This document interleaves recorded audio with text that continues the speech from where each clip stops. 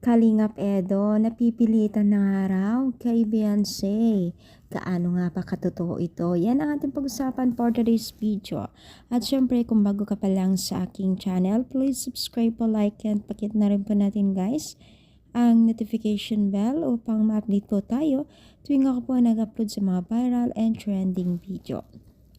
So alam niyo ba guys na itong si Beyonce at Kalingap Edo ay tila nga daw may napapansin ng mga taga-supporters ng dalawang ito dahil nga po sa mga ilan galawan daw di umano at reaction po ni Kalingap Edo sa mga bagay-bagay na sweet moment nila ni Beyonce bilang isang love team.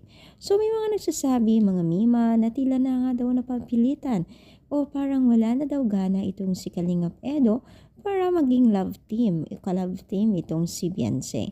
Syempre guys, wala namang katotohanan ito, diba? So, minsan kasi itong si Kalingap Edo ay may time talaga na yung kanyang reaksyon ng mukha ay parang malungkot, parang walang gana. Pero, I think Kalingap Edo is ganun na talaga yung magiging reaksyon ng mukha niya.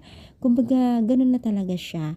Diba? So, may misinterpret siguro ng ibang netizens na inaisip tuloy nila na wala ng gana kay Beyonce na kanyang makasama bilang isang love team.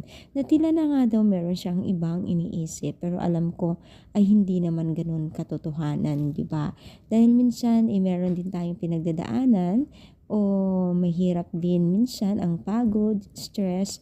So minsan nakukuha yung reaction ng mukha natin sa kamera, yung totoong nararamdaman natin minsan pagod, stress. So, alam naman natin yan, di ba, na di biro ang maging isang charity vlogger.